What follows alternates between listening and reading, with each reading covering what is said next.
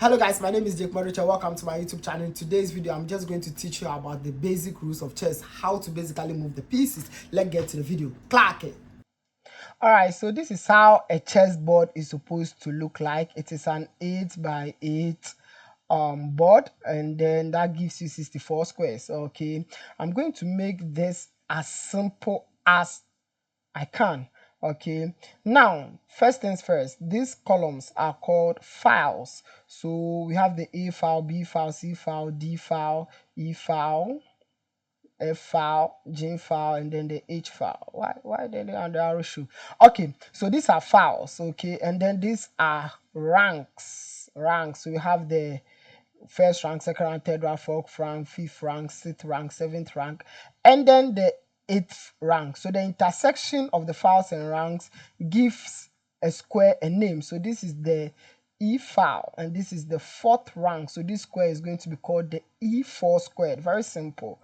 Okay, these are just the little basic stuff you need to know before you actually get into the game. So this square is going to be called the C6 square. All right, so that is basically it. Now let's get to the pieces. The pieces, actually each piece and how it moves and the value of the pieces. So for example, these are called the rooks. The rooks are always supposed to be in the corner, and you should know that always when setting up your chessboard, the right bottom corner of the board is supposed to be a light square. So this is the right bottom corner of my side of the board, which is this, and then this is the right bottom corner of my opponent, so it's supposed to be a light square. Okay, so this piece is called the rooks. They are worth 5 points. These pieces are called the knights or the horses, but I call them knights because the rooks are also called the castles, but basically the well accepted name globally is the rooks, and then the knights. This is called the bishops. These are called the bishops. This is the queen. These are the kings, and then in front of them are the pawns. So the rooks are worth 5 points, the knights are worth 3 points, the bishops are worth 3 points, the queen is worth 9 points. The king actually is not allocated any points because when he is captured, the game is basically over. And then the pawns are worth 1 point. Now, I've started talking about points. It doesn't mean the person with the highest point wins the game. For example, it doesn't mean if you capture 2 of my rooks and then I capture only 1 of your rooks at the end of the game, you win. No, that is not the point of the game. The point of the game is whoever captures the king first win. So you can capture basically almost all of my pieces, but if I manage to just capture your king with maybe a queen and a king, and then maybe you have a rook, a queen, a bishop, a knight, whatever, if I'm able to manage to capture your king with just these 2 pieces on the board, I win the game. So basically whoever captures the opponent king wins the game. Now each piece and how they move. So let me get this straight. How do I do this? So first of all, the pawns at the beginning of the game, they can move 2 squares up, and then after that they can only move 1 square up. Pawns don't move backwards, but they capture diagonally. Let me repeat that again. Pawns at the beginning of the game can move 2 squares up, but after that they can only move 1 square up. They don't move backwards, and when capturing, they capture diagonally. So let me illustrate that. So this pawn, this is the first move, so I can just move 2 squares up. My opponent can also choose to move 2 squares up. Now I cannot capture this pawn. That is not how pawns capture. So maybe I choose to move this pawn. I can move it 2 squares up or just 1 square. Okay, let's say 1 square. And my opponent also decides to move 2 squares. Now this pawn cannot move 2 squares up again because it has already moved. But this pawn can move 2 squares up because it is his first time of moving. Now it is my turn to play. This pawn can capture this pawn because pawns capture diagonally, but this pawn cannot capture this. So if I can choose to capture this pawn like this. Okay, if my opponent decides to play here, I can capture like this again. If I do not capture and probably I play something like this, my opponent can then capture my pawn this way. Okay, this is basically for the pawns. Okay, this is basically for the pawns. I can move this way, my opponent can choose to capture or even move forward. It doesn't matter. If I push this way, then my opponent can choose to capture. So this is basically how pawns move. This is for the pawns. Now let's get to the rooks. The rooks move horizontally to any direction or vertically to any not any direction, sorry. They move horizontally or vertically at any distance. Okay, so what that means is, for example, if I play something like this, now this file is open for the rook. If my opponent plays something like this, I can move this rook to here or here or here or here or even here. So that is how rooks move. So let's say if I decide to move my rook here and then my opponent capture. Now this rook can move all the way here, here or here, can even come back here or can move all the way here. So this is the scope, the entire scope of this rook. Okay, it can move to any of these squares. Let me just show you how insane this rook is. So it can move to any of these squares. This is the scope of this rook now. However, you see this rook, it is being blocked by his own pawn. I don't know why I'm referring to the pieces as males. I don't know why I'm doing that.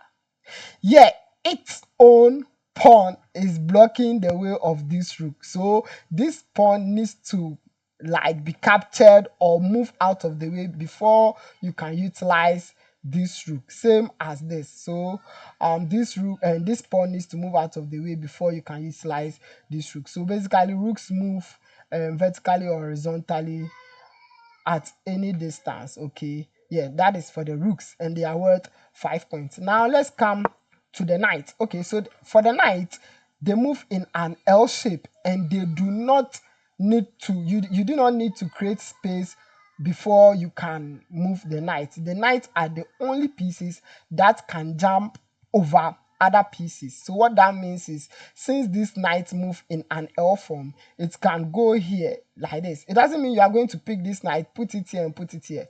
No, you know an L form, so it's like 2 squares up, 1 square to the right or 1 square to the left. So the knight can land at either of these squares. Okay, so you can move this knight here or here. So let's say I put my knight here. I didn't need to move this pawn away from this file before I could move this knight. No, same way this knight can move from this place to here. So if I put my knight here, this knight cannot capture this knight because this is the scope of the knight. It can land here, it can land here, it can land here, it can land here, and it can also land here. So this knight cannot capture this knight. However, if my opponent tries to move here, now my knight can capture. You understand? Because that is how my knight, this is the scope of my knight right now, these squares. So I can basically capture this knight. Okay, so this is how the knights also move, and the knights are worth 3 points as I indicated at the beginning of the video. Now let's come to the bishops. Now the bishop moves diagonally at any distance, diagonally. So what that basically means is, if I move this pawn here and then he moves here, now this is the scope of the bishop. This is the scope of the bishop, and if I land here, well, this is the scope of this bishop too. You can decide to just move this here, and then if I play something like this, now this is the scope of my bishop. It can move to any of these places. This bishop can move to any of these squares. This bishop can also move to any of these squares, and then this bishop can move here. This is the only scope of the bishop. You understand? Yes, so bishops moves diagonally. Bishops, they move diagonally at any distance. Okay, and they are worth 3 points. I hope you are following. I hope chess is fun, man. This is fun things. Okay, now let's get to the queen. The queen is the most powerful piece on the board. That is why it is worth, that's why she is a queen, right? That's why she is worth 9 points. So the queen can basically move at any distance and in any direction. Okay, so what that means is if I move this pawn here and then my opponent moves here, the queen can really move here, and let's say this queen moves here. Now this queen, the scope of the, as you can see the dot, I don't know if you can see the dot, the queen can move to here. No, this place is not part. The queen can move here, here, here, back here, and then here. So these are the scope, or this is the scope of this queen right now. This queen, it can even capture this if he wants to. So this is the scope of the black queen as well. You see, these are the square both queens like can see directly. Okay, they can choose to move to any of these squares. All right, any of these squares. So the queens are very powerful. They are the most powerful piece on the board. So this is how the queens move. Now back to the king. You would ask, if the queen is the most powerful piece, how about the king? So the king actually can also move in any direction but one square at a time. One square at a time. Okay, so what that means is if I play something like this, I can move my queen. Just an example, don't play chess like this. So now this king can move here, here, here, here, and here. Okay, whereas if it was supposed to be the queen, then it can just boom, boom, boom, boom, boom. So the king can move in any direction as the queen, but the only limitation is a square at a time. A square at a time. A square at a time. So that is for the king. So basically, you know the points for the rooks, the knights, the bishops, the queen, the king, the pawns, and then how they move. Now, basic chess principle: you capture or exchange pieces with equal value. What that means is you do not use your rook to capture a pawn and then your rook will be captured back by a pawn. It simply means your rook is worth 5 points. You traded it for a pawn which is only worth 1 point. Even though the game is not about points, but having a rook is better than having a pawn. The rook is really going to help your army capture the king. So you have to trade equal material. So trade a bishop for a bishop or a bishop for a knight and vice versa, because they are both worth 3 points. Trade a rook for a rook. Trade a queen for a queen, a pawn for a pawn. You can obviously not trade kings because whoever captures the king first wins the game. So this is basically what you need to keep at the back of your mind. In certain cases, when you trade probably a queen for a rook, it simply means you have a strategy. You're 100% sure that sacrifice is going to help you deliver a checkmate. I'll get back to what I mean by checkmate. It's actually going to help you capture your opponent's king. If not, please keep this in mind. A rook for a rook, a bishop for a bishop, a knight for a knight, or a bishop for a knight for a bishop, a pawn for a pawn, and a queen for a queen. So now let's get to this terminologies. Okay, so when we say check, first of all, let's get to what we mean by check. So when we say check, it simply means your king is under attack and then you just need to block the attack, capture the piece which is giving the attack, move out of the way. And if you can't do all these things, then it means you have been checkmated. In other words, your king has been captured. So what it means is that if I play something like this, my opponent plays this, I play this, he plays this, okay, and I play this. Now the scope of this, my bishop, this is the scope, okay, as I indicated earlier. Now my bishop is attacking the black king, so the attack must be blocked, must. Okay, in other words, my bishop is giving this king a check.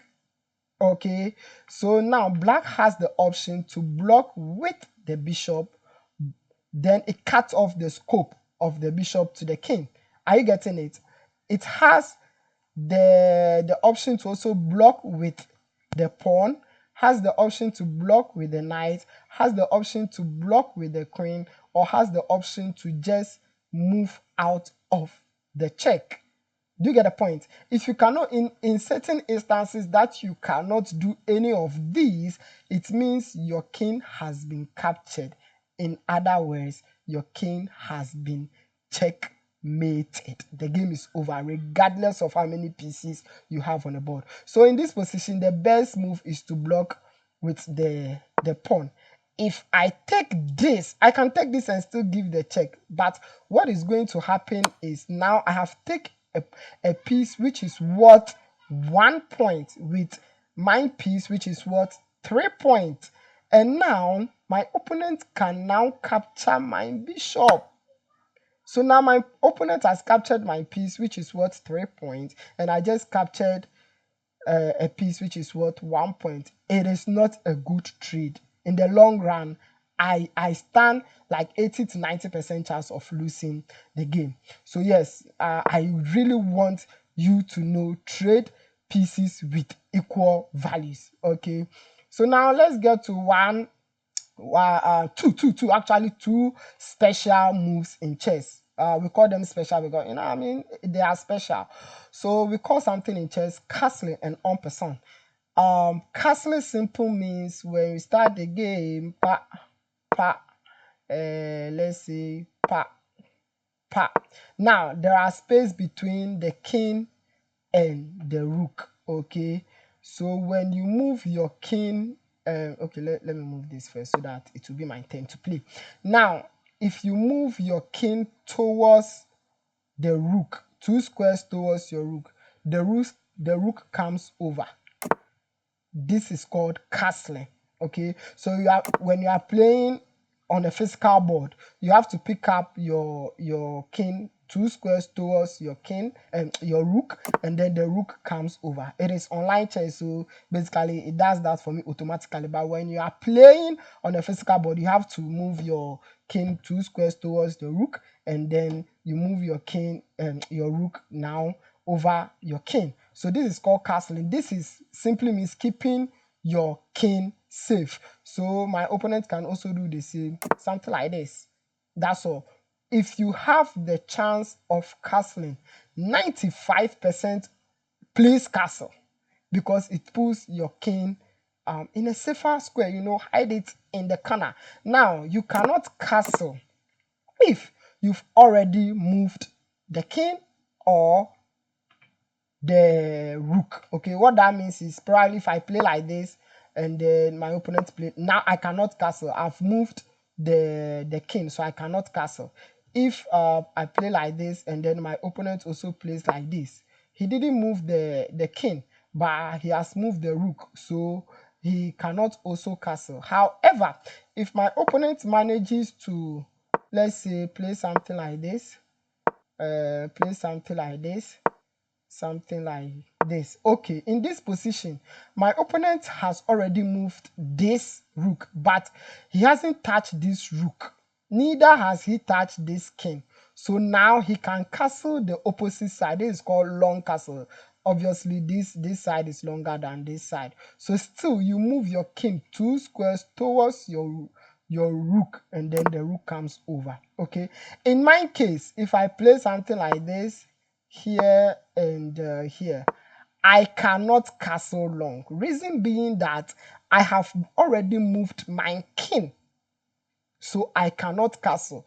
In my opponent's case, he already moved his rook, so he cannot castle with this rook. However, he didn't move the king or this rook at the time, so he can actually utilize castling at the other side of the board. Okay, so basically that is for castling.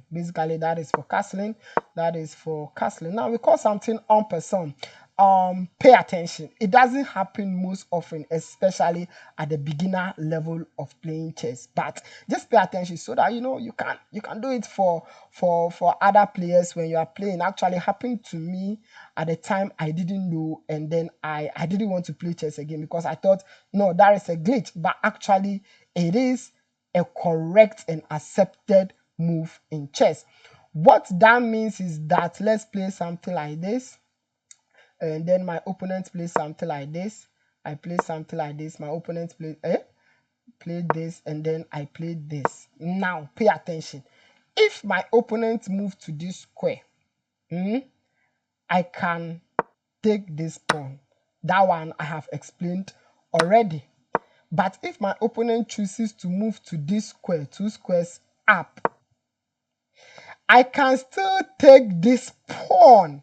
This is called ampersand.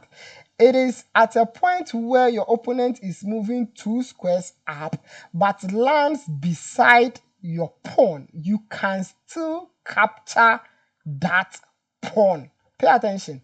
If my opponent moves here and then I move here, my opponent moves here. Now it's my turn to move. If I move 2 squares up, my opponent can still capture my pawn. This is called ampersand. This is not common, especially at the beginner level. It is not common, but it is an accepted rule in chess. So when you encounter this online, it's not a glitch. Don't be like me. You know, accept it in good faith and lose the game. Okay. So basically, this is ampersand. That is it. That is it for the basic rules in chess. Honestly, that is it for the basic rules in chess. Okay, let me talk about this. We call something stalemate. I've talked about check. That is when your king is being attacked. I've talked about checkmate. That is where your king is being attacked and you cannot block the check. You cannot capture the piece given the check. You cannot escape from the check. It means your king is checkmated. That is that. Okay, but stalemate, it is where it is a situation where your king is not under attack, okay, but then your king do not have any legal moves to make. Then the game is a draw. It's a stalemate. Your king cannot move, and your king is not so under attack, so the game will just be declared a draw. So you have check, checkmate, and stalemate. Okay. I hope you enjoyed the video and you learned 1 or 2 things. Please like, share, and subscribe to the channel. My name is Jake Budget once again, and I'm out.